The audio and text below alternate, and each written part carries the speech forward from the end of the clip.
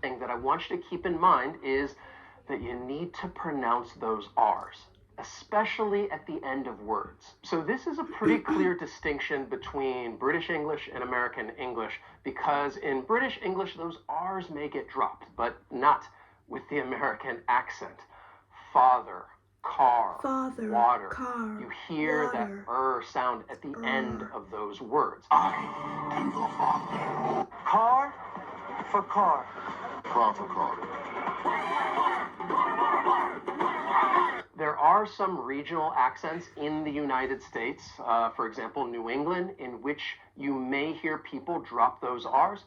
But when talking about the standard American accent, you're going to pronounce them at the end of words. So I want you to repeat these after me, and I'm going to really emphasize that R at the end. Father. Father. Car. Car. Water. Water. Good. We're going to build on top of this as we go through the lesson. But I want you to think about that last word, water, because this brings me to the next part of the American accent, which I think is very common, and I'm talking about the flap T. So the flap T, it sounds more like a soft D, and it often occurs when the T comes between two vowel sounds, like in the word water. You don't hear a true T, you hear a flap T when I say it, water. And this is why these two words right here with the American accent, they sound like homonyms. Metal, metal, metal. Metal. A flap T may also occur when the T comes before a dark L, such as in the words little, little, bottle, bottle, rattle. rattle. You hear that slight D sound. Bottle of water. Bottle I want you to of repeat water. after me. Bottle of water. Bottle of water. Now, if you were saying it in the exact same way as I was, then you were linking a couple of different words. And that's the next thing that I want to talk to you about, linking. This is part of connected speech, and it's when you link the final consonant sound of one word with the beginning vowel sound of the next word. And it's almost like you're just taking that consonant sound and just moving it over to the next word or syllable. Now, linking is not specific to the American accent. Other English varieties use linking as well as other languages, but I do think it helps give the accent part of its rhythm and flow. So, bottle of water. We can link that dark L in bottle with the beginning vowel sound in of. Bottle of. Now let's add to this phrase, get a bottle of water. So I've added the words get except I didn't pronounce it like that. I said get a bottle of water. Get a bottle of water. You know what's frustrating? I've watched hours of French shows just hoping that the language will click, but it never does. So if you're like me and you're serious... Now that final T in get, because it comes between two vowel sounds, I am going to pronounce it as, you guessed it, a flap T.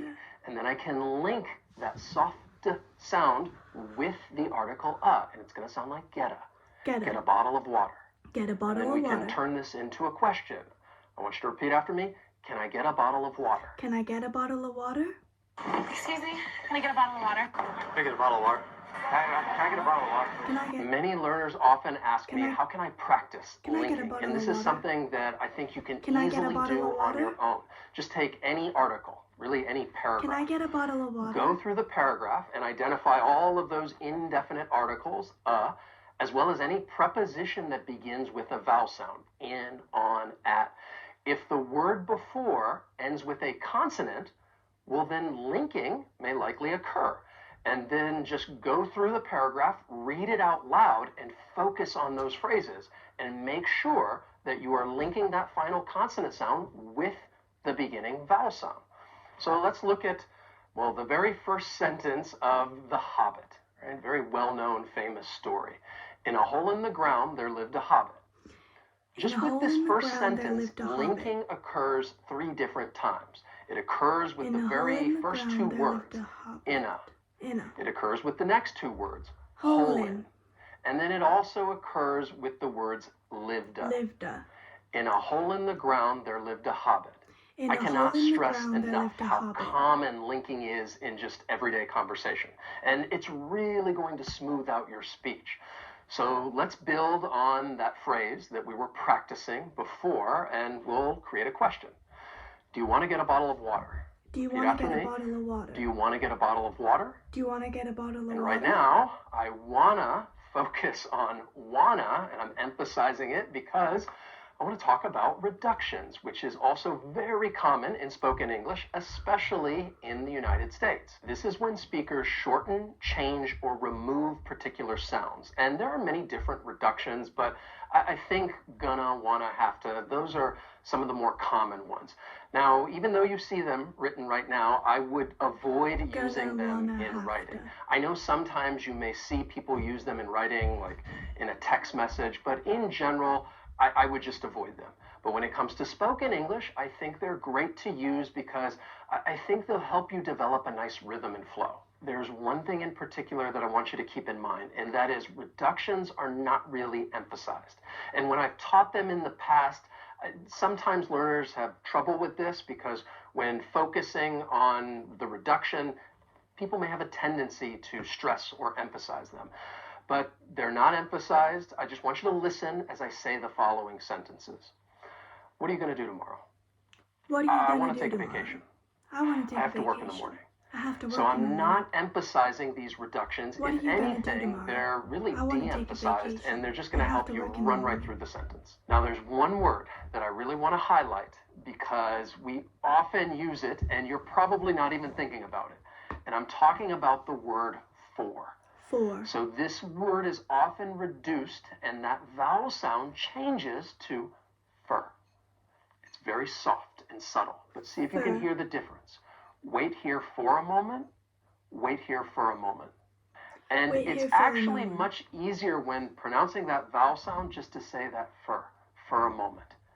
Again, we can reduce that word and just move quicker through the sentence. Wait here for a moment. Wait Let's here keep for a moment. adding to that question. And now we have, do you want to get a bottle of water for your father? Do you want to get a Want you to say bottle it of with water for your father? Do you want to get a bottle of water for your father? Do you want to get a bottle One of more water time. for your father? Do you want to get a bottle of water for your father? Do you want to get a bottle The of next water for thing your father? that I want to talk about when it comes to the American accent that I really think that you need to master is the schwa sound. People in the United States love the schwa sound. This is just an unstressed vowel sound, and it really is just going to sound like And you hear it all the time in so many different words and phrases. Even those reductions that we already talked about, that second syllable would have the schwa sound.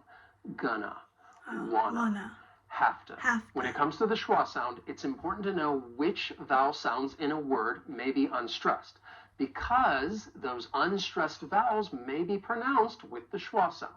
And at times, this is when I hear English learners make a slight mistake, and they'll end up stressing a syllable with a vowel that should be unstressed and pronounced with the schwa sound. So have a listen to these words right here. Official, Official. pencil, Pencil. address, Address. syringe. Syringe. All of these words have the schwa sound, and they're all different letters. And that's what I wanted to point out, is that any vowel, when it's unstressed, it may get pronounced with the schwa sound. It's unstressed, and another way to think about it is that it's just a weak sound. And that's where I want to go next and talk about weak, unstressed function words. So there are two common words that may have different pronunciations depending on whether the word is stressed or unstressed. And I'm talking about the words you and to. So when unstressed, you may sound more like ya, and to may sound more like ta.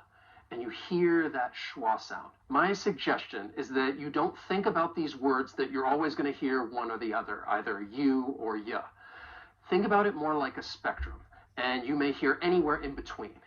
Because the fact that you're not stressing these words and you're ya, using a weaker vowel sound, ta. that's what's changing it to more of a schwa sound. ya. Listen to this phrase right here at the start of a question. When stressed, do you wanna?